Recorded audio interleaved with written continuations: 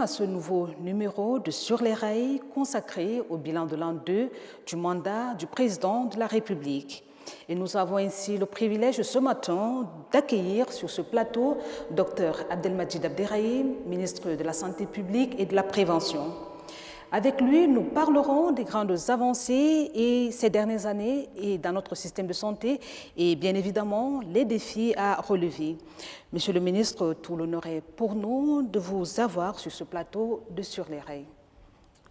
Pour diriger ces échanges, nous sommes deux, moi-même Harmonie Bialoum et Yassir Mohamed Ahmad, mon collègue en langue arabe.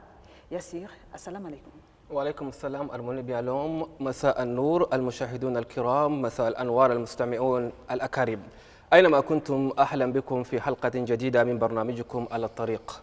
واليوم معنا في هذه الحلقة وزير الصحة العامة والوقاية الدكتور عبد المجيد عبد الرحيم، حيث سنناقش معه أهم قضايا الصحة. ومعنا هنا داخل هذه الصالة مجموعة من الصحفيين من التلفزيون الوطني والإذاعة الوطنية، حيث يطرحون أسئلة لوزير الصحة العامة والوقاية لكي يجاوب عليها. إذن رئيس الجمهورية في برنامجه السياسي يقول هدفهم الرئيسي والأساسي لجعل شبكة الرعاية الأولية حتى يصبح النظام الصحي ركيزة أساسية سريع الاستجابة وقريب من المواطنين. السيد وزير الصحة، أهلا بك في هذه الحلقة. وما هي الإنجازات التي تم إنجازها في خلال السنتين خلال تواجدكم في وزارة الصحة العامة؟ شكرا جزيلا. قبل كل شيء داير نقدم الشكر للخالق ادانا في هذه الفرصة ولقانا اليوم. يعني بشوف اللقاء ممتاز على أساس لنشر لكم الحصيلة التي اتنفست في خلال السنتين لولاية رئيس الجمهورية. الحقيقة إن هنا بصراحة فعلا كما تعلمون الصحة يعني في برنامج السياسي عن رئيس الجمهورية نقطة مهمة جدا جدا، ودائما وأبدا لقينا توجيهات خاصة من رئيس الجمهورية المشير محمد إدريس ديبي إدنو، يقول لازم النظام الصحي عن تشاد يكون نظام شامل كامل وقوي. وفي خلال السنتين الماضية الإنجازات التي كانت، يعني أنا أقدر أقول لكم من هنا بنينا 118 مستشفى ومعدات طبية حديثة. كذلك في هذه الفترة يعني وظفنا، الحكومة وظفت 1724 شخص في الصفة بصفة عامة، يعني مشترك، وخاصة بالمعدات في مستشفيات طبعا 39 فيها طبعا معدات صحية. وبالنسبة لتقصيل الكلى والسلوك البولية، يعني عندنا الآن 28 جهاز. وشاد بصفة عامة وزعنا 6,300,000 سوانجي للمواطنين بصفة عامة في 23 ولايات. وأيضا في هذه الفترة بالاختصار، يعني في بالنسبة للمعدات الطبية على عدد تقريبا أنا أعتقد 80% المستشفيات الآن عندهم كل المهمة للعمل. إذن في هذه الفترة أنا أفتكر يعني إنجازات يعني ليس لها مثل أبدا. وكل شيء تعرفوه في البداية يعني في صعوبات، يعني إشكاليات، يعني ممكن الناس كلها بتعرفها كل عمل فيها مستوى. لكن العمل بصراحة ماشي كويس. شكرا سيد الوزير على هذه الإيضاحات. أرموني. Alors, Yassir, nous allons passer la parole à Kamsouloum pour sa première question. Monsieur le ministre, alors pour la première question, quel est le taux d'exécution des projets de construction et réhabilitation d'hôpitaux et centres de santé prévus pour l'année 2025 et 2026? Avant d'arriver au taux, je crois qu'il est important de rappeler que le chantier 10 est consacré essentiellement sur la modernisation du système de santé. Ça fait partie des services sociaux de base très importants pour le Tchad. Et il s'agit d'une transformation en profondeur que nous avons entamée. Le taux d'exécution actuellement, il est estimé à 50%. Mais il est co-géré par le ministère du secrétariat général du gouvernement, parce que c'est la seule institution qui coordonne toutes les politiques sectorielles à travers des mécanismes de suivi et de pilotage stratégique appelés dans notre langage Vision Gouffre. Pendant cette période, il y a eu des réformes et des réalisations très remarquables qu'il faut le souligner. Il s'agit de 118 infrastructures construites et équipées, 39 infrastructures réhabilitées et équipées, 150 ambulances équipées avec des matériels de dernière génération répartis de façon équitable sur l'ensemble du territoire. Nous sommes passés de 68 à 80% de chaînes de couverture en chaîne de froid. Et actuellement, où je vous parle, le taux de couverture en Penta 3, il est de 70%. Ça, c'est extrêmement important. Il faut rappeler également qu'il y a eu également des équipements en centrale d'oxygène dans 9 provinces. Parce que l'oxygène est considéré en ce moment comme un élément vital de traitement des malades. Il y a également l'opérationnalisation des centres nationaux, plutôt des centres des opérations d'urgence en santé publique, qui est un instrument très important pour la détection, la préparation, la prévention et riposte face aux menaces sanitaires. À l'image de l'Ebola, on a déjà prédisposé toutes les mesures nécessaires pour faire face à toutes les éventualités des maladies d'urgence en santé publique. Ça, c'est quelque chose d'extrêmement important qu'il faut notifier. Donc voilà, de façon très brève, ce que nous avons réalisé. Et pour revenir, nous estimons que moi, je suis très confiant avec l'ensemble de mes collaborateurs. D'ici à l'horizon 2029, nous allons atteindre 90% si il n'y a pas de facteurs exogènes qui pèsent sur notre système de santé.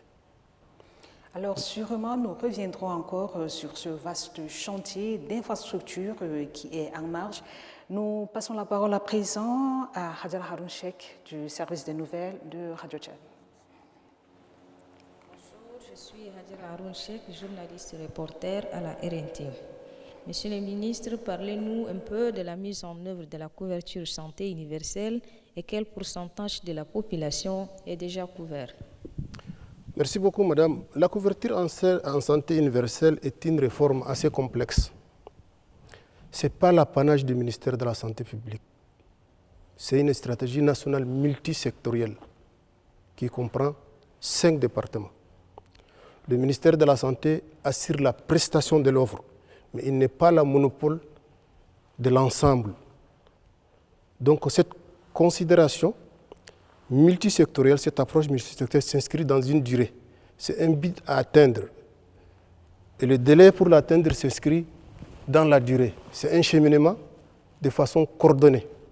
À l'heure actuelle où je vous parle, il y a 10% seulement des populations vulnérables sont couvertes par le système de santé. Parce que la couverture santé universelle a 3 régimes. Le premier régime, c'est un régime contributif des employés comme vous et moi. Le deuxième régime, c'est un régime contributif des secteurs indépendants. Je vais parler des taximans, des éleveurs, des agriculteurs, les femmes qui vendent. Donc, il suffit de les organiser et ils contribuent et leur fonds est sécurisé dans un compte pour alimenter leur prise en charge en cas de maladie. Donc, c'est un système extrêmement important. Et le troisième régime, c'est le régime 3 pour les personnes économiquement démunies. Et ça, c'est un tiers payant qui le paye. Pour faire comprendre la couverture santé universelle, pourquoi on a construit ça? C'est pour casser la barrière et faciliter l'accessibilité équitable aux services sociaux de base à l'ensemble de la population tchadienne. Pour éliminer cette barrière financière. Sinon, une bonne partie de la population tchadienne va basculer à l'extrême pauvreté. Voilà la vision stratégique de la couverture santé universelle.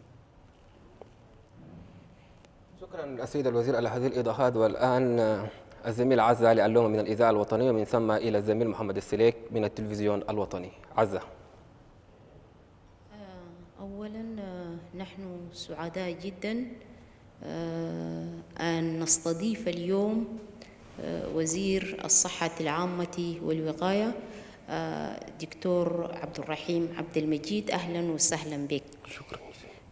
دكتور، في العام الثاني من ولاية رئيس الجمهورية، ما الذي تحقق في مجال المنشآت الصحية أو بناء المستشفيات والمراكز الصحية؟ كم عدد بنيتوا في المناطق النائية؟ لأن اليوم كان شلنا مثل شاتي وسيئة، ومرات في بعض المناطق ده ما في حتى مستوصف ولا مركز صحي. فتقدر تورينا كم عدد المنشآت اللي انتوا قدرتوا بنيتوها في المناطق النائية يعني البعيدة في الأراضي التشادية؟ شكرا جزيلا أختي الكريمة. الكلام ده أنا ذكرته الآن في تشاد بصفة عامة في 28 ولايات، يعني فيها 118 مستشفى مركزي مبني وعنده معدات طبية حديثة.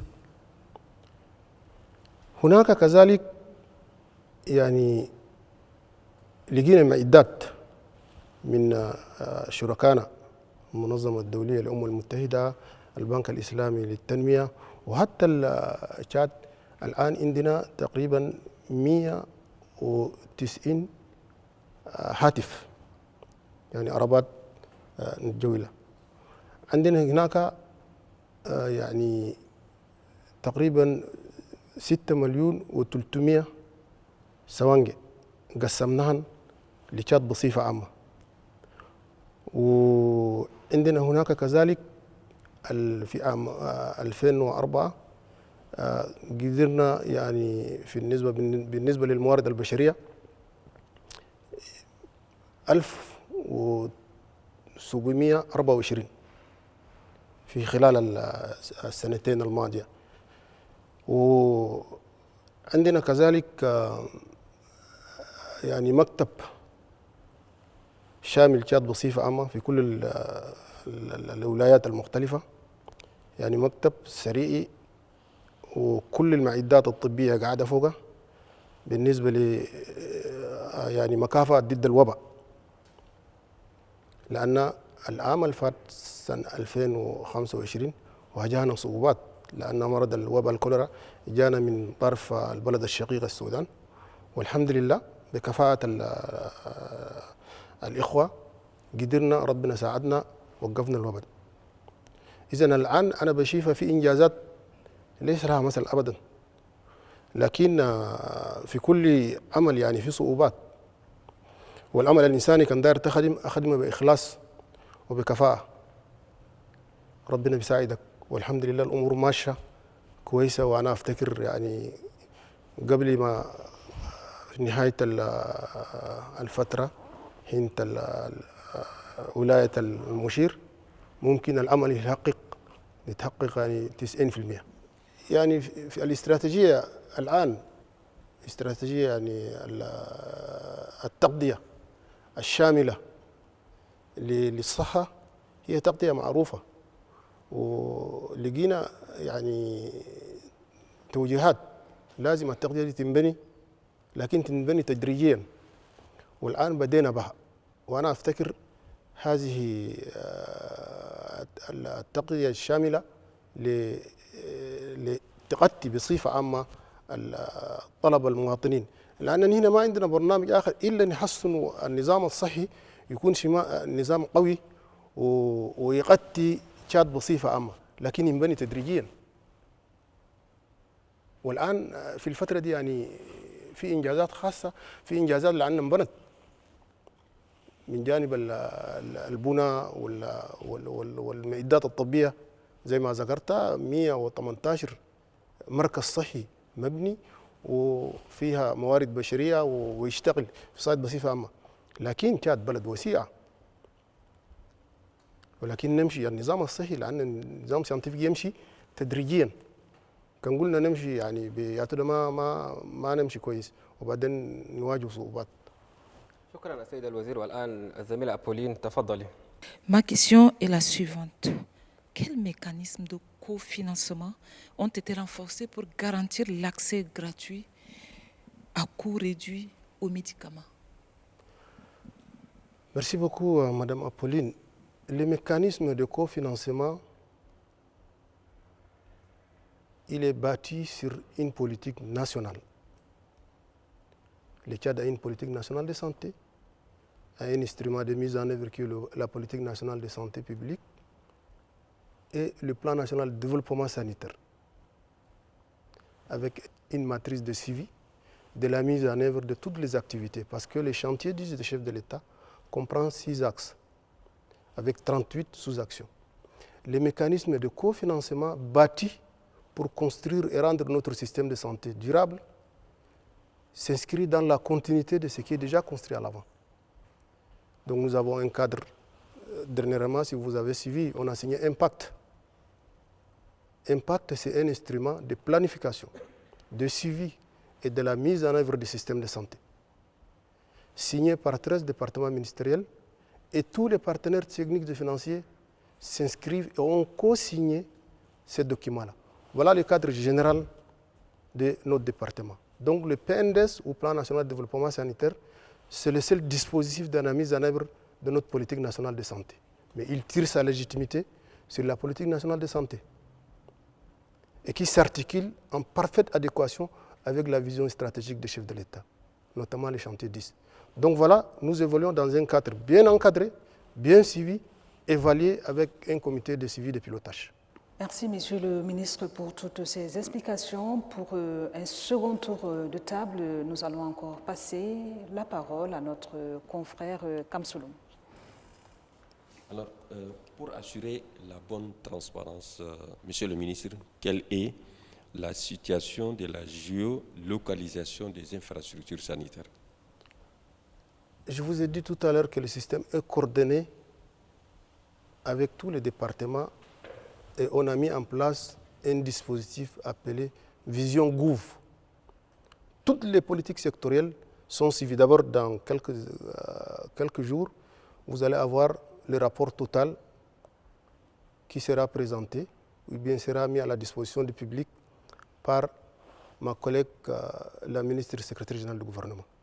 Donc voilà le dispositif actuel qui coordonne toutes les politiques sectorielles. Mais il est suivi et coordonné par les piliers d'autorité. C'est pourquoi vous voyez, les ministres passent souvent au niveau de la primature, parce que les choses d'orchestre de la mise en œuvre de la politique de l'État tchadien, c'est le Premier ministre chef de gouvernement. Donc voilà les différentes étapes. Et la deuxième étape, c'est des fois la présentation également au niveau de la présidence et suivie en œuvre directement par le maréchal du Tchad, Mohamed Idriss Déby Itno. Donc voilà le dispositif de coordination, de suivi et d'évaluation de la mise en œuvre des politiques sectorielles. Oui. شكرا على هذه الإيضاحات. أنا عندي سؤال، يعني كان أنت أمس عبر التلفزيون الوطني كان عملت بيان حول مرض إيبولا. يعني حسب أننا كلنا نتابعوا إيبولا حتى في نيجيريا كمان جاء ظهر، والهسه حاليا ظهر يعني مختلف عن الأول. حتى منظمة الصحة العالمية كلها قالت هسه حاليا ما عندها جرأتها.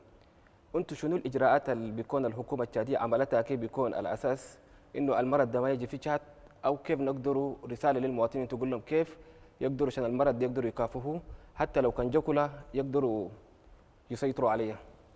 والله الحقيقة يعني نحن شلنا إجراءات قبل المرض ده دي ما بتشهر، يعني من شهر 2 نحن وشركائنا وخاصة الكوادر هنا وزارة الصحة والوقاية يعني كونا لجان مشتركة. والآن مرض الإيبولا ما في نيجيريا، في بلدان 2 فقط، في الكونغو الديمقراطية وفي أوغندا. أي في 2 حتى الآن لسه ما انتشر، في 2 بلدان فقط، الكونغو الديمقراطية وأوغندا. وسجلوا حالات الآن 906 حالة، وفي 606 دي يعني جزء منهم يعني 223 وفاة، ناس توفوا. لكن نحن شلنا الإجراءات. الآن في المطار عندنا فريق طبي قاعد،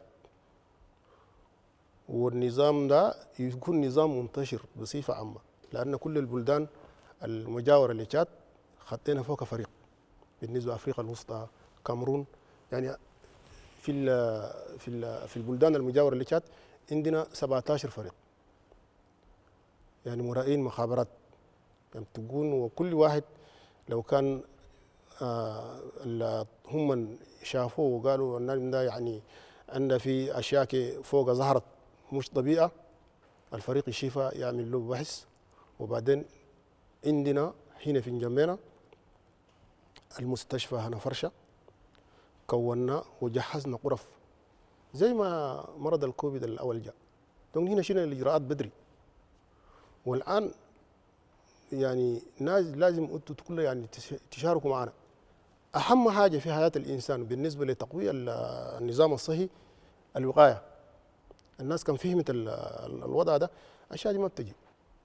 ونحن عندنا ربطيه كده مع البلدان المجاوره، خاصه وزراء الصحه والمنظمه الدوليه للصحه.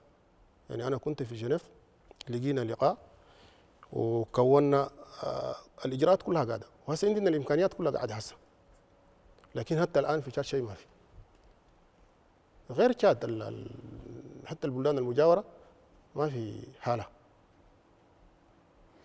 طيب نصيحتك للمواطنين شنو بيكون انه يتجنبوا اسمه شنو عشان يتوقعوا من المرض ده؟ لان المواطنين كي تقول لهم هو شنو كي اللي يسووها هسه حاليا، وقت ده في كوفيد لما الناس تشيل كمامات والناس يباعوا بيناتهم، لكن هسه حاليا انت نصيحتك كشنو كي للمواطنين انه الاساس للمرض ده يعني يقدروا يحاربوه النظافه. ما يجي.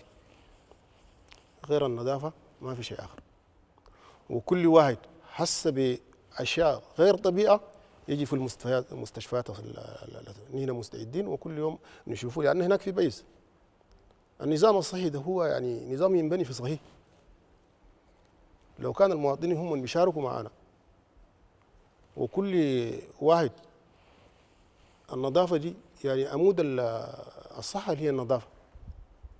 انساني كل شيء يعني لازم ليه نظافه. حتى الاكل اللي كان داير بتاكل لازم تغسل ايدك وصابون فيه. يعني كل واحد مواطن المفروض يعني يسمع الوقايه دي شيء مهمه.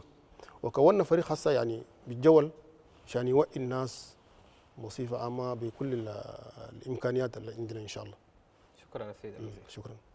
Alors, Monsieur le ministre, moi j'aimerais aborder un tout autre aspect, celui de la santé maternelle et infantile. Et d'après un rapport publié récemment par l'UNFPA sur 100 000 naissances, on comptait 860 décès maternels, faisant ainsi, d'après cette organisation, l'un des taux les plus élevés au monde. Alors, en dépit de tous les efforts que fournissent le gouvernement et ses partenaires, qu'est-ce qui peut bien expliquer encore ces nombreux cas de décès maternels et pour la suite de la mise en œuvre de ce chantier 10 du programme politique du chef de l'État, qu'entendez-vous faire au niveau de votre département pour essayer de renverser un peu la tendance? Je voudrais préciser que cette statistique de 860 décès pour 100 000 naissances date depuis 2014-2015. Ce sont des anciennes statistiques. Donc l'INFP n'a fait que dire ce qui était déjà construit depuis 2014-2015. C'est l'enquête démographique et du système, on appelle ça EDST mix. Donc c'est une vieille statistique. La santé maternelle, infantile, néonatale est une priorité des priorités et reste au cœur de notre dispositif de santé. Parce que vous conviendrez avec moi que la première cause de décès chez la femme, c'est l'hémorragie. La deuxième cause de décès chez la femme, c'est les accouchements compliqués. On appelle ça dans le jargon médical des accouchements dystociques. C'est-à-dire que l'enfant ne peut pas sortir par voie basse. Et le temps qu'ils mettent pour arriver au niveau des infrastructures sanitaires, l'enfant, on perd des fois l'enfant et la mère en même temps. Et la troisième cause de décès, c'est les sepsies. Ce sont des décharges massives et répétées de bactéries dans le sang. Sans traitement, malheureusement, on perd la mère et l'enfant. Quelles sont les stratégies? Il existe bel et bien des stratégies à haut impact. D'abord la planification familiale, parce que le Tchad reste un des pays avec un taux de fécondité le plus élevé. On vient en deuxième position après le Niger. Une femme a moins 7-6 enfants. L'espacement de naissance, c'est quelque chose d'extrêmement important. Et stratégie encore extrêmement importante pour nous, c'est la consultation prénatale. Quand la femme est enceinte, même nous les hommes, nous sommes interpellés pour accompagner les femmes au niveau des formations sanitaires. Parce que quand la femme fait la consultation dans les infrastructures sanitaires, les personnels de santé sont en mesure d'abord, lui administrer les vaccins pour la protéger et protéger son fœtus. Deuxième élément, pour dépister s'il s'agit d'une grossesse à risque. Et dans ces cas, ils vont orienter la femme d'aller vers les infrastructures sanitaires. C'est-à-dire que les accouchements ne doivent pas se faire dans les quartiers et dans les infrastructures sanitaires. Si c'est un accouchement dystocique, on fait ce qu'on appelle la césarienne prophylactique. Donc les gynécologues sont là, les médecins compétents sont là, les sages-femmes sont là pour aider cette femme-là à faire un accouchement sécurisé. Et les sages-femmes, nous avons déjà créé l'Ordre national des sages-femmes. Parce que les sages-femmes, c'est le moyen le plus important pour réduire la mortalité néonatale infantile. C'est une profession médicale à compétences limitées. Donc les sages-femmes orientent les femmes enceintes, rassurent que dans le carnet de vaccination, la femme est vaccinée, mais elle pose le pronostic de l'accouchement de la femme. Si c'est un accouchement normal, doit se faire par un personnel de santé qualifié dans une structure sanitaire. Mais si la sage-femme estime que cette femme nécessite une césarienne, elle l'envoie dans les structures les mieux appropriées. Et là, les gynécologues sont là pour assurer un accouchement sécurisé. Merci, monsieur le ministre. Nous repassons encore la parole à Hadjra Haroun Cheikh. Merci. Monsieur le ministre, le gouvernement vient de renforcer les capacités de prise en charge des patients souffrant de maladies rénales à travers l'acquisition de nouveaux équipements. Le personnel de santé a-t-il bénéficié d'une formation adéquate pour assurer une utilisation optimale de ces appareils et garantir une prise en charge efficace des patients? Merci beaucoup. Je crois que ça, c'est une question extrêmement importante. De nos jours, les maladies rénales deviennent un réel problème de santé publique. Le gouvernement a pris toutes les dispositions nécessaires. C'est pourquoi dans l'introduction, j'ai parlé que nous avons acquis des appareils de dernière génération, 38 appareils qui sont maintenant installés dans le CHU général de référence nationale et au CHU de la Renaissance. Mais la vision stratégique, c'est de faire une extension vers les autres CHU, mais y compris les provinces. Donc dans notre vision, cette année, avant de la fin de l'année, nous allons construire et équiper des centres de dialyse au CHU de l'Amitié Tchachine, l'hôpital de la Refondation, à Béché, parce qu'il faut décentraliser le système, un système intégré, décentralisé, va couvrir l'ensemble de la population. Mais un système de santé centralisé ne marchera pas. Qu'est-ce que nous avons fait? La formation, votre question, elle est précise, elle est importante. Nous avons créé aujourd'hui au Tchad une spécialité qui forment les néphrologues. Parce que ceux qui administrent, ceux qui font la dialyse, ce sont les néphrologues. Mais madame, retenez que la dialyse, ce n'est pas un traitement radical, c'est un traitement de substitution, c'est un traitement de survie, c'est un traitement symptomatique. Le vrai traitement d'une insuffisance rénale terminale, c'est la transplantation rénale. C'est-à-dire la greffe de rein qui va aider le malade. La dialyse, c'est pour le rein, c'est un élément vital de l'organisme. Il a un rôle d'épuration et un rôle d'élimination. Et le gouvernement accorde un intérêt très capital, et surtout le président de la République et le Premier ministre, chef de gouvernement. Vous avez vu, le président a fait une descente à l'hôpital de référence nationale. Il a visité le centre. Mais notre capacité de dialyse, de prendre en charge les malades dialysés, elle est petite. Donc nous avons le devoir et la responsabilité de renforcer les dispositifs existants, mais étendre à l'ensemble du territoire national, mais de façon graduelle, parce qu'il faut des ressources humaines qualifiées. Nous venons de signer une convention avec la République, celle de l'Algérie, qui ont une expertise beaucoup plus développée, vont nous aider. En ce moment, il y a 6 néphrologues qui sont en formation. Et aujourd'hui, où je vous parle, nous avons au total 9. Mais ça ne suffit pas pour couvrir l'ensemble du territoire. Donc on a fait une stratégie d'extension et de renforcement pour faire face à ces fléaux. Mais j'avoue que c'est une priorité absolue du gouvernement du Tchad. Et même, il y aura un centre qui sera construit par nos frères les Émiratis. Il n'y a pas longtemps, on a fait la pose de la première pierre d'un hôpital moderne avec 50 lits. Vous voyez, c'est quand même grand. Donc le Tchad devient une référence dans les années à venir. Donc le système de santé, moi je profite pour dire que les chantiers 10, c'est une base solide pour transformer en profondeur le système de santé, pour le rendre beaucoup plus accessible, équitable, efficace et décentralisé à l'ensemble du territoire national. Mais Monsieur le ministre, vous l'avez souligné tout à l'heure que la question de l'insuffisance rénale actuellement est une question de santé publique. Vu l'ampleur que cette maladie est en train de prendre, est-ce qu'au niveau de votre département, vous avez eu à mener des études pour comprendre le réel problème? Parce que le plus souvent, ce sont beaucoup de jeunes maintenant qui souffrent de cette maladie. Et en termes de prévention, qu'est-ce que vous envisagez faire? Parce qu'il ne suffit pas simplement, c'est quand même un peu malheureux de voir un enfant de 14 ans souffrir d'insuffisance rénale et se trouver déjà dans un centre de dialyse.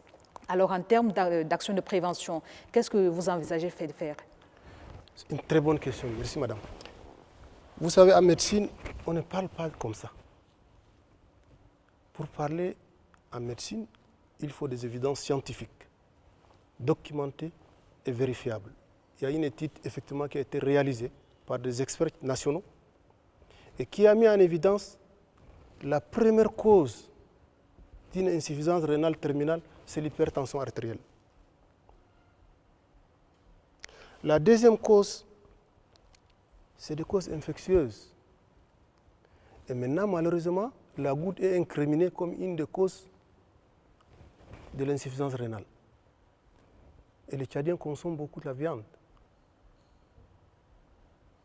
Donc le plus important, si vous avez vu il y a 2 ans, on a fait ce qu'on appelle la consultation populaire dans les marchés, dans certains villages, tout ça. Donc le plus important, c'est de faire en sorte que la maladie ne vienne pas. Parce que quand on arrive à une insuffisance rénale terminale, il n'y a pas de solution. C'est fini. On devient candidat soit au dialyse ou bien à la greffe rénale. Mais une insuffisance rénale aiguë, elle est réversible. Une fois que l'urgence est traitée, le malade reprend, il retrouve sa fonction rénale normale. Donc la première cause, c'est les hypertensions artérielles. Il faut vraiment veiller pour que la tension soit très bien contrôlée. Deuxième élément, quand il y a une infection, allez-y voir les médecins, ils vont vous les traiter. Et la goutte, en ce moment, faisons très attention. Malheureusement, c'est une alimentation pour tous les Tchadiens. Manger constamment la viande, nous on estime que c'est bon. Mais la goutte est incriminée aussi comme une des causes principales de l'insuffisance rénale. Donc voilà les 3 causes. Et la solution, c'est la prévention. Et je crois que la meilleure arme, c'est la prévention. Merci, Monsieur le ministre. Dans le même ordre d'idée, Monsieur le ministre, quelle est la situation même des patients en insuffisance rénale, nombre de dialyses fonctionnelles, le coût, les centres régionaux et des prises en charge? La situation actuelle, je viens de l'expliquer. En ce moment, il y a 38 générateurs pour dialyser les malades. Mais ce n'est pas suffisant. Parce qu'il faut en réalité faire 3 séances de dialyse par semaine.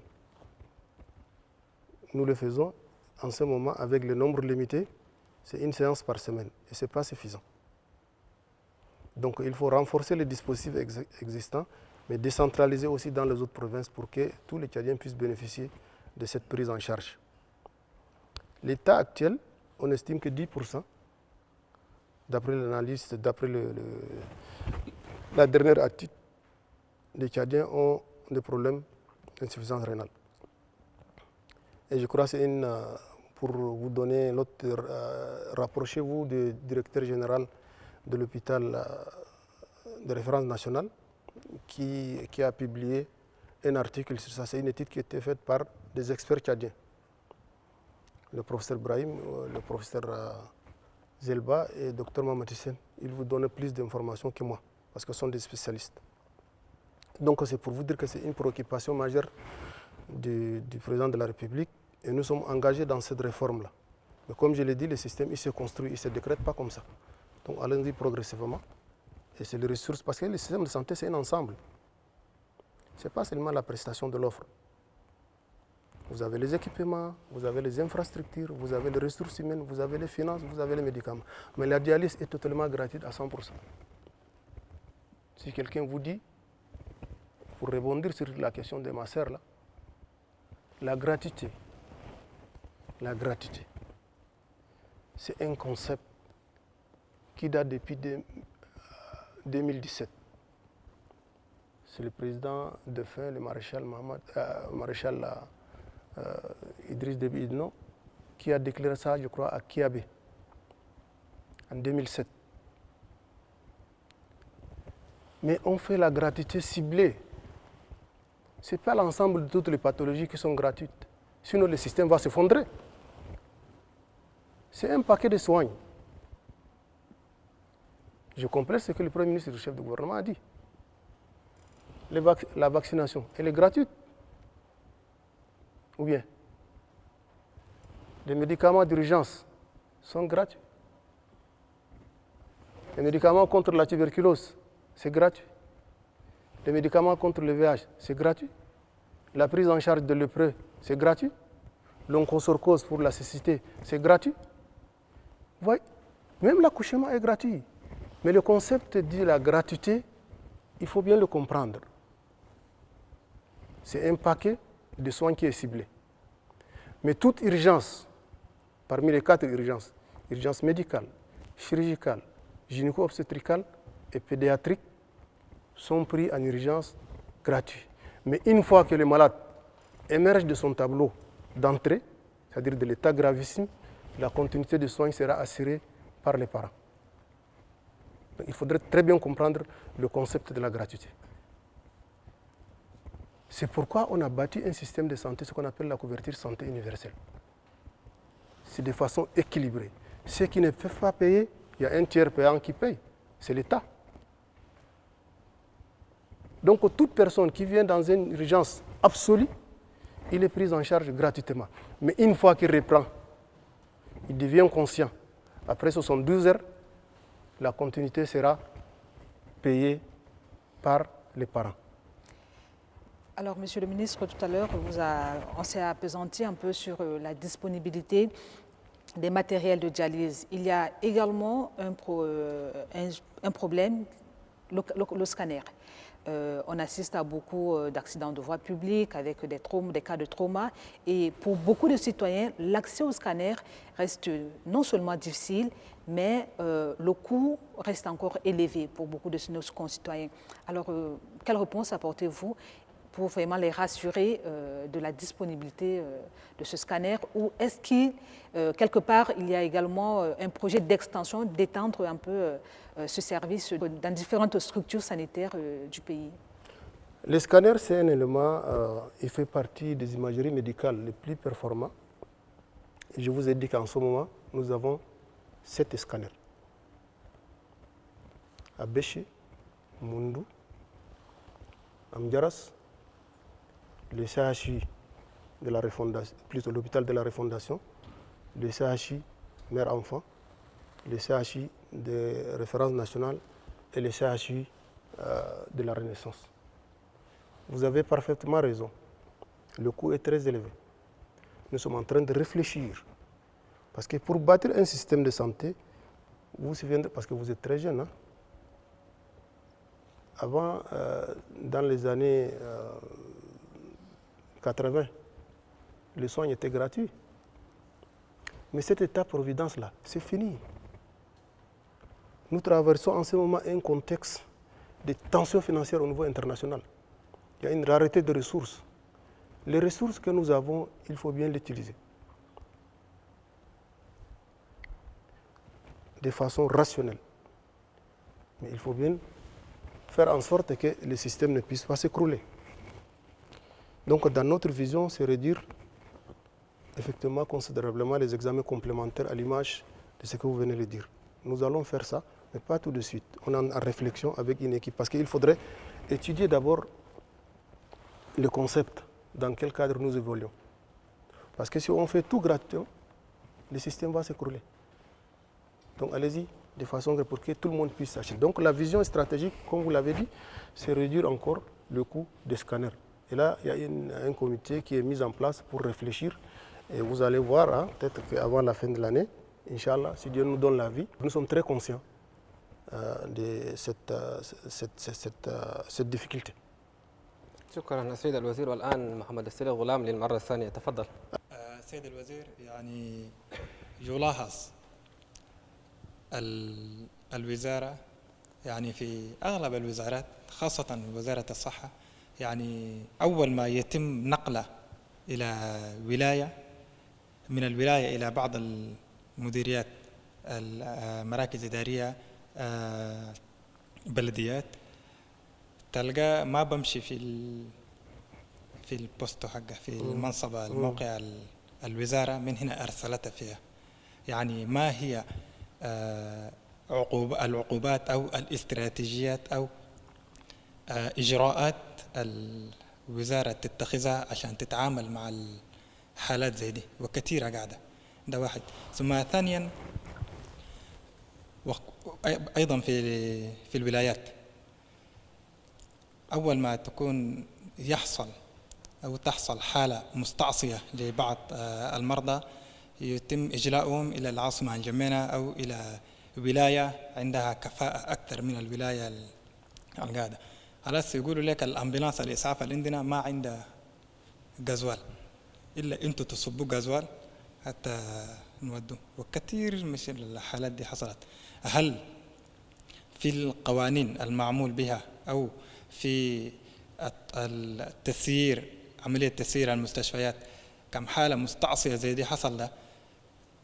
أهل هنا المريض ده هم يصبوا غازوال حتى في الأمبولانس زي يودوه، ولا في ما عارفين دايرين توضيح في الحالات التنين الورد؟ شكرا. الكلمات التي كلها صحيح. شكرا لك. بالنسبة للكلمة الأخيرة صح، لأن النظام الصحي هو بيتركز في 3 أشياء. أولا المركزي كان هنا الوزارة وما أشبه ذلك الموارد البشرية الموجودة هنا.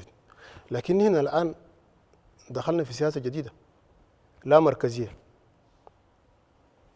معناتها كل ولاية مفروض مستعدة على أساس كل إشكالات طبية تحلها هناك. لكن بصراحة دي المشكلة الأساسية. لو كان اليوم وظفنا نادم في مبايبكم نقعد بعد أسبوع أسبوعين أهلا أو واحدين ينادوك يقول لك المرة دي متزوجة وتودوها هناك ما بكون، أو بقول لك النسوانية أو الولد ده واحد بس لا أمه ولا أبوه وانتوا شولوه هناك تودوه، لازم ترجوه. وهذين بيجي بقول لك يعني حتى بخلقه يعني سبحان الله يقول لك الزول ده مرضان ودوتوه هناك ما بيلقى علاج، يعني لازم تضطر تشيف الوضع ده. دي المشكلة الأساسية، والنظام الصحي ما بينبني كده، لأن تشاد دي هي وسيعة. لو كل الناس يعني بتقعد هنا معناتها لا مركزية ما بتنبني. دي مشكلتنا ونحن نحاول بقدر الإمكانيات على أساس المشكلة دي نحلها. وحسا يعني في رئيس مجلس الشيوخ المحلي يعني كان شفته في التوظيف اللي كان 2025 ده في يعني في اللوائح ده، يعني اللوائح نمرة 4 أو 3 يعني بيّنت الكلام ده. ما ممكن إلا بإذن رئيس المجلس الشيوخ المحلي. دي الاستراتيجية اللي هسه بنيناها. وبالنسبة النظام الصحي ده منبني في أشياء 3، يعني زي ما يقولوا هسه كم مشيت في قرية ولقيت مركز صحي، الممرض القائد ما بيسوي أنا علمه أنا فكرته، لو كان ما قدر والمرض ده يعني بيستحق على أساس تجيب المريض ده في في المنطقة الكبيرة لازم السيارة تمشي تشيلها. وكلامك اللي قاعد تقوله ده كلام صحيح، نحن هسه قاعد ندرسه مع شركائنا وخاصة وزير المالية، نشوف كيف نفتش مبلغ يكون في أي ولاية وبعدين الناس ما تدفع، لأنه يدخل في تكليف الآمن الصحة. كلامك ده صحيح، ده كلام دائما ومستمر حتى الآن، لكن في المستقبل إن شاء الله نشوفه نحل المشكلة دي. السيد الوزير أنا كمان عندي سؤال، يعني في الولايات غالبا في المستشفيات الولائية هناك في الولادة القيصرية دي بقت كثيرة من الروائد، أحيانا في خلال 24 ساعة تلقى من 7 إلى 8 شخص، بعد منه واحد كان ماشي المستشفى يقول له توالي تعال نسوي لك عملية قيصرية، هي كان رفضت يقول لها توالي لا أمرقي أمشي. وحتى تعامل ثاني وسؤالي الآخر في حتى تعامل حق بعض حق الدكاترة ما بيتعاملوا مع المريض بحالة، يعني مثلا كان المريض جاي لك تعامل معي بصورة جيدة أو بصورة هنية كده ما عنده، يقول لك يا أنا أعمل لك يا في قيصرية يا ما في أمشي. خلاص البعض من الناس كله بيضطروا بيسووا في الولادة القيصرية. وثاني في أغلب المواطنين قاعدين بيشتكوا أحيانا واحد بمشي في المستشفى بشكوا لكن ما عندهم خط مثلا خط أخضر، أنا نتمنى إذا كان ممكن تقترحوا أو في شيء تفكروا فوق في المستقبل تحطوا مثلا نمرو فير، يعني النمرو فير أنا نحبذ يعني إنه شنو أحيانا أنت بتفوت ترد للمواطنين، لأن الناس مرات ده واحدين بيدوروا حتى كان في خط ولا يتصلوا لأي جهة يشكوا لها شكاويهم عشان تعبروا لهم ما في. صراحة في الولايات ده الناس قبعوا عنه، يعني وبالأخص يعني في مستشفيات الولاية الكبيرة مثل عندك مندوسار كمرة وهلوم جرة. والله بصراحة يعني أنا أفتكر الكلام ده صحيح، في جزء من الكلام ده صحيح، لكن في لازم نشوف الوضع بصفة عامة عشان الصورة تكون لنا واضحة. في معاملات الأطباء مرات صحيح كلامك اللي قاعد تقوله ده صحيح، لكن في ناس وسي لو كان هسه انت جيت في المستشفى في ناس جو قدامك لازم الجاء اول ده يعني يدخل قدامك، واحد يجي مؤخر وبدو يجي قدامك انت يعني قدام اللي هناك بيسبب مشكله. عشان كده في نظام، كل شيء كمان منظم ما بيمشي كويس. انت كان جيت متاخر تجي مؤخر، وكان جيت اول يشيلوك اول، لكن ما بتجي مؤخر تقول شيلوني انا قدام هدى. لا، فعلا في شيء تضطر يعني تشيل اول، زي ما بقول الاريجانس. كان نادم جاء في حاله انت الاريجانس ده هنا يعني في الطب كله لازم تشيل الشغل، لكن كان زول جاء متاخر لازم ينتظر. تلقى طبيب او اثنين وقاعدين زياده من 100 نادم، لازم يمشوا تدريجيا بنظام. لو كان جيت تركب لك في باص والباص ده ناس مليانين قدامك، ما تدخل الناس وتقول الناس ما شالوني، ما بكون ده. كل شيء ينبني بمفاهمه. ودين هي شيء الاجراءات. كان فكرت في الشهر الماضي كونا تقييم عام كل المناديب الصحه ديناهم في جنبنا هنا، وناقشنا الكلام ده وقررنا اجراءات، ولازم في لجنه مشتركه تتبع الامور دي. وكلامك ده صحيح، لكن ينبني تدريجيا. الكلام ده صحيح، لكن لازم الناس ذاتها تفهمنا النظام الصحي ده ينبني ما نحن وهنا نقدر نبني بمشاركه الناس بصفه عامه. عشان كده، لكن كلامك ده صحيح، ونحن الان في لجنه يعني قاعد تخدم في البرنامج.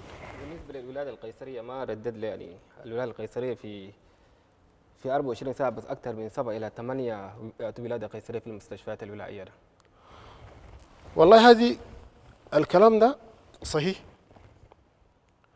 وأنا هسه ما بقدر برد لك، لأن رسلنا وفدي مراقب يمشي يشوف الوضع ده. لقينا شكوات كثيرة، وحدات جن من الناس، من حتى المنظمات المدنية دي شكن وكتب لنا في نفس القصرية دي، ونشوفه قبل ما القرار النهائي يطلع. ده ما بقدر بقول لك شنو سوينا، لكن في البرنامج ده هنا بالنسبه للخط الاخضر، الخط الاخضر لا صح، كلامك ده صحيح، ده نرجع فوقه. كان زمن فيه، لكن الناس بدات تتهجي كلام كثير. واحد يجي اليوم من برا، يجي هسه يلقى ناس قدامه، وكان ما شالوا بس ينادي يتصل بك. المفروض يبدا، وكان هو قبل ما يجي يمشي في المركز الصحي ده يشوف لو كان العلاج ده ما لقوا المرض ده ما لقوا الحلل قبل يجي. هو يجي اليوم وبقول لك قال لي تشيل هسه، خلاص بنادوا فوقنا بورينا، وفي النهايه يعني قيمنا الوضع اللي لقينا اشياء كثيره ما صحيح، وداير له نظام، وده كنا بنرجع فوقه ان شاء الله نجيبه. وفي بعض من بالاخص الاطباء حقاتكم واحد مرات تمشي في المستشفى يعني يقول لك امشي لي في العياده الخاصه حقتي. واليوم حتى نظام هنا العيادات الخاصه ده يعني صراحه بقى شيء منتشر. عيادات خاصه مثلا مرات انت تمشي المستشفى الحكومي او تمشي في مستشفى عام تلقى شيء يعني هو مناسب. عيادات خاصه هو قاعد الدوله وظفتها لاساس يخدم الدوله، يمشي في اليوم يشتغل 2 أو 3 ساعات وباقي الوقت كله قاعد في العياده الخاصه. ده يعني صراحه ده في جنبنا في اي ولايه قاعد يعني ما لمام وما في زول بيتكلم له. واحد بيجي بيقيل في عيادته مرات ده تلقاه بيجي من كيلر نقول من سيزر، او مرات تمشي في المستشفى وقت النظام هنا الزمن ده وين يقول الدكتور ما فيها ولا الدكتور قاعد نايم داخل في المكتب ينجمع وبعدين كان يمشي يشتغل في العياده حقتها. دول شنو الاجراءات الشيء تقدر تسوي لهم كي على اساس انه ما يخلوا المواطنين يتعبوا اكثر؟ في مجلس الآلي لشؤون الطب قاعد على راس الدكتور محمد حسين الآن قاعد.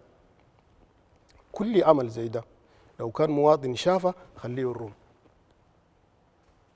نشوف اجراءات فوقها. والحكومه وظفته قرته وإن راتب كل شهر بيستلمه ويمشي يصير بعد لأن العمل الطبي هو عمل حر، لكن العمل يبدأ من الساعة 7:30 أو 7 ل 3:30، وكل شيء كان ينبني بدون إخلاص ما بيمشي قدام. في جزء من الناس، ما كل الناس تسوي مثل ده، في جزء منهم صح زي الكلام ده، لكن إذا كان نادم بيتجول الأمراض في عيادة خاصة وفي وقت العمل ما بيجي ورونا. من لو كان هو اليوم اشتغل البارح زي ما بيقولوا كان بات في المستشفى بنهار يمشي نجمع.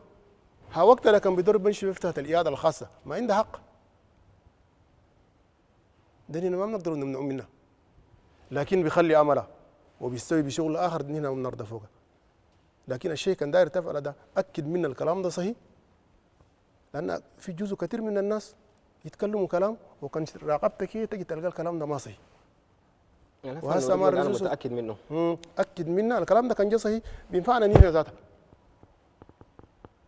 كان زول بيسوي الاشياء زي دي غير شرعيه، ده في هناك في قسم قاعد يشيل تقارير فوقها حتى لو كانوا يبعدون يوصلوا من الوظيفه العامه ذاتها، لكن الكلام يكون صحيح مركز وبثبات. Monsieur le ministre, très rapidement, la question du cancer. Le cancer prend des proportions inquiétantes dans la population, au sein de la population tchadienne, et précisément les cancers féminins, notamment le cancer du sein et le cancer du col de l'utérus, puisque nous nous inscrivons dans une logique de bilan de l'an 2 du mandat présidentiel du chef de l'État. Quelles ont été les grandes avancées ces dernières années et quels sont les principaux défis que vous entendez relever au niveau de votre département par rapport à cette question des cancers féminins au Tchad? Toutes les dispositions, Madame, rassurez-vous. Vous avez parfaitement raison, parce que de nos jours, les maladies à potentiel épidémiologique, il y a une transition vers les maladies métaboliques dégénératifs et les maladies telles qu'à l'image de cancer que vous avez dit. C'est extrêmement important. Nous avons maintenant un programme national de lutte contre le cancer. Le financement est déjà disponible. On a déjà mis la pose de la première pierre. Bientôt, il y aura un centre national de prise en charge de toutes les maladies cancéreuses. Vous avez parfaitement raison, le cancer du col de l'utérus, le cancer du sein prennent des proportions extrêmement inquiétantes. En ce moment, dans quelques infrastructures, nous avons mis en place des équipes. Mais en réalité, une femme, même chez elle, elle fait l'autopalpation du sein. Quand elle remarque un nodule qui n'est pas, je ne sais pas, normal, elle va vers les formations sanitaires. Les gynécologues sont là, les spécialistes sont là. Donc c'est pour vous dire qu'à ce niveau, même le président de la République suit avec le premier chef, suivent attentivement la mise en œuvre et la réalisation de ce projet. Donc on a eu ça, je peux vous rassurer. Il y a un centre à Farsha. La pose de première pierre est déjà mise en place. On est en train de, c'est une question de formalité. Et toutes les dispositions sont prises. On est en train de former aussi des cadres pour assurer convenablement les cancers, pas seulement le cancer du col de l'utérus et le cancer du sein, y compris le cancer de la prostate. Les femmes sont dédouanées parce qu'il n'existe pas le cancer de la prostate chez les femmes, parce que c'est une glande purement masculine. Et c'est pour vous dire que la meilleure arme, c'est la prévention. Il ne faut pas attendre qu'il y ait une expression ou bien une manifestation clinique d'une maladie avant d'aller à l'hôpital. Arrivé un certain temps, il faut faire ça, tout le contrôle médical tous les 6 mois. C'est possible. Donc, je peux vous rassurer que les dispositions sont prises. Le cancer a plutôt le programme en train de veiller sur ces préoccupations, une préoccupation nationale. Je profite pour dire qu'également en perspective, on est en train d'installer ce qu'on appelle l'Institut national de santé publique pour faire tous les séquençages au Tchad. On est en train de faire une extension d'infrastructure de l'hôpital de l'Amitié Tchad-Chine. C'est déjà commencé les travaux. Il y aura une extension également ou bien des rénovations de tous les CHU. Les travaux ont déjà commencé.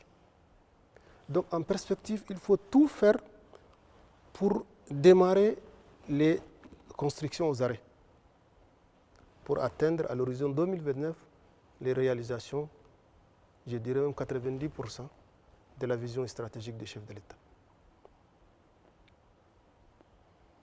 Donc voilà ce que nous sommes en train de faire en termes de perspectives. Et je crois que je suis très conscient des difficultés. Il n'y a pas de travaux. Maintenant, on a une difficulté aussi, c'est la pression sur le système de santé de ce facteur exogène. Vous savez que la crise du Darfour exerce une très forte pression sur le système de santé du Tchad. Certains réfugiés sont installés depuis 2003. Aujourd'hui, le Tchad est l'un des pays qui paye le plus lourd tribut de la crise à l'Est. C'est l'épicentre même de la crise. Et c'est une crise malheureusement dynamique. Chaque jour que Dieu fait, la population entre. Et le Tchad, c'est un pays, vous connaissez que le Tchad, c'est un pays très ouvert. L'hospitalité du Tchad, vous le connaissez. Mais nous, dans le cadre du système de santé, on est obligé de faire une approche holistique pour assurer la prise en charge intégrée des réfugiés, de retournés, de déplacés, mais également des autochtones. Vous voyez le poids sur le système de santé, sur le personnel médical. Deuxième élément, les phénomènes de changement climatique. Des maladies que nous ne connaissons pas. La sécheresse, les inondations, bientôt. Vous voyez, tout ça, ce sont des facteurs exogènes qu'il faut le mettre dans la planification stratégique et faire des dispositifs, des mécanismes adéquats pour faire face. Malheureusement, la crise aussi du bassin de lac Tchad, des incursions répétées des terroristes de Boko Haram qui causent des fois des dégâts humains considérables. Et tous ces blessés sont pris dans les services de santé. Donc vous voyez, et c'est le lieu aussi de remercier tout le personnel médical qui n'ont pas failli. Le Tchad, c'est un îlot de stabilité, mais entouré des États très fragiles. Vous prenez la Libye.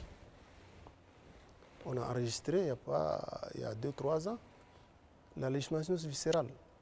C'est une maladie qui a été mise en évidence dans la zone de Kouroubouguidji. 3 maladies sont venues de la frontière soudanaise. La dengue, le choléra, le chikungunya. Maintenant, la méningite. À l'heure où je vous parle, il y a une épidémie de méningite dans le district d'Adré. Heureusement que nous avons pu circonscrire parce que les dispositifs, on a anticipé pour mettre les dispositifs sur place. Donc, toutes les maladies à potentiel épidémiologique menacent le pays. Mais compte tenu de l'anticipation, parce que quand tu sais qu'il y a des maladies cycliques qui arrivent, il ne faut pas attendre que ça vienne avant de commencer. Il faut prendre toutes les dispositions et faire de la prévention, la détection et la riposte. C'est pourquoi on a créé une ceinture de sécurité avec 17 points d'entrée. L'année dernière, vous avez entendu la variole du singe. C'est venu en RCA et au Cameroun. Dieu nous a aidés, on a mis une ceinture de sécurité et avec l'alerte, système d'alerte précoce, nous avons pu, avec l'aide de Dieu, on a pu empêcher. Donc vous voyez, le Tchad, le système de santé devient de plus en plus résilient. Mais il est trop malmené par des facteurs exogènes que nous ne maîtrisons pas. D'où l'intérêt de faire des réformes extrêmement importantes pour faire face à toutes les éventualités. Alors, Monsieur le ministre, votre indulgence, bien que nous tendons vers la fin du temps qui nous est imparti, il y a une question qui reste encore peu posée ou qui reste encore un peu tabou dans notre système de santé et très peu de personnes en parlent, les violences obstétricales. Alors, sans toutefois rentrer dans beaucoup de détails, est-ce qu'au niveau de votre département, vous avez un peu un œil sur ce qui se passe en milieu obstétrical dans nos différentes structures sanitaires? Vous voulez parler des violences basées sur les genres? Des violences obstétricales, bon, je m'exprime. Par exemple, une femme qui a un travail et qui n'est pas parfois rapidement reçue, parfois qui subit même des injures de la part de certains personnels de santé, en fait. Vous savez, le système de santé, comme je l'ai dit, si vous voulez réussir dans une politique si complexe comme le système de santé, il faut plutôt s'ouvrir vers le renforcement de la multisectorialité. la multisectorialité aujourd'hui reste la seule arme pour améliorer les indicateurs en matière de santé. Les violences dont vous parlez, c'est quelques récalcitrants des personnes violentes, mais pas tout l'ensemble des personnels médicaux qui font ça, je ne crois pas. C'est pour ça que je dis certains. Voilà, certains, voilà, mais dans toute œuvre, une œuvre n'est jamais parfaite. Il y a toujours des insuffisances. Seulement, comme il l'a dit tout à l'heure, nous allons mettre un numéro. En cas où il y a ce genre de comportement négatif survient dans une structure sanitaire, essayez de saisir les personnes concernées. Nous avons une police sanitaire en ce moment, un organe multisectoriel où vous avez la justice, vous avez le ministère de l'élevage parce qu'il y a une très forte complicité entre les maladies d'origine animale et humaine en même temps. On appelle ça les maladies d'origine zoonotique. L'OMS a prouvé de façon scientifique que 75% des maladies transmises à l'homme sont d'origine animale. On appelle ça les zoonoses. C'est pourquoi on a opté pour une approche intégrée, l'approche One Health, la santé mixte. Si vous avez remarqué, l'année dernière, nous avons développé une stratégie de mission conjointe avec le ministère de l'élevage. Parce que les nomades, au Tchad que vous voyez, à la recherche de leur pâturage, ils vont dans les pays voisins, la RCA par exemple. Mais s'il n'y a pas une stratégie de suivi, ils vont importer les maladies au Tchad. Alors que c'est une très bonne tranche de la population tchadienne. Vous savez qu'au Tchad, on a en ce moment, selon les dernières statistiques, 150 millions de têtes, pour ne pas exagérer, cheptel animal au Tchad. Donc ce que vous dites, et parmi ces nomades-là, ils représentent une part importante de la population tchadienne. Et le mariage précoce de cette tranche de la population, les Tchadiens se marient à l'âge très très jeune. Donc il faut un dispositif. Cette semaine, je ne sais pas si vous avez vu, la semaine dernière, nous avons acquis un dispositif d'une clinique mobile pour permettre au personnel médical d'aller vers ces communautés. Nous avons 4 cliniques mobiles en ce moment. On forme une équipe et ils vont vers les communautés. Parce que dans la vision stratégique du chef de l'État, c'est de ne pas laisser personne. Donc le système doit couvrir l'ensemble de la population. Ce que vous avez dit, nous sommes très conscients. Mais il faut un audit. Il faut des évidences pour dire que voilà, il y a un problème. Quand vous faites une étude et vous avez le résultat, vous formulez des recommandations et vous suivez ces recommandations et graduellement les choses vont changer parce que c'est très difficile de changer le comportement des gens. Aujourd'hui, jusqu'à maintenant, il y a des réticences. Il y a des gens qui ne veulent pas prendre les vaccins. Il y a des gens qui ne veulent pas aller à l'hôpital quand il y a un homme qui consulte. Vous voyez? Donc tout ça... Ou certains hommes qui ne veulent pas laisser leur femme se faire on accoucher par un décide homme. à la place des femmes, parce que et ça c'est très grave. Une femme qui a un accouchement dystocique, elle vient, il faudrait demander l'avis de son mari, de son frère, de son cousin, avant de l'opérer. Et pendant qu'elle est en travail, elle peut faire une rupture utérine. Elle peut saigner abondamment, et malheureusement, elle faut un choc hémolytique. Elle faut mourir à la suite de cette hémorragie-là. Donc tout ça, ça demande votre concours aussi, à nous aider à sensibiliser les communautés. Il ne faudrait pas qu'on décide à la place de la femme. Si elle est dans une situation d'urgence absolue, il n'y a pas d'autre alternative qu'opérer, mais il faudrait que les parents acceptent. Vous voyez ce retard-là? C'est contre-productif dans la prise en charge de la femme. Et malheureusement, ça, ce sont des réalités tchadiennes. On doit changer ce comportement-là. Il faut qu'on sorte de ces carcans-là et comprendre que la santé, ce n'est pas une dépense.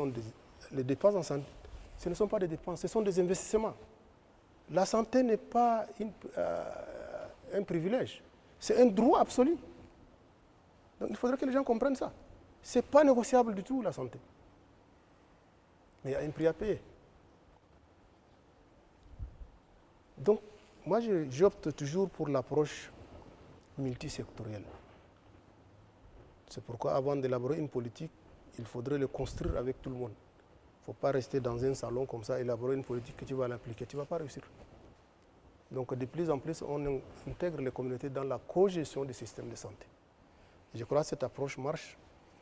Et c'est ça qui justifie que maintenant, on a 70% de taux de couverture en Penta 3. Beaucoup de gens acceptent de venir faire vacciner et vacciner leurs enfants.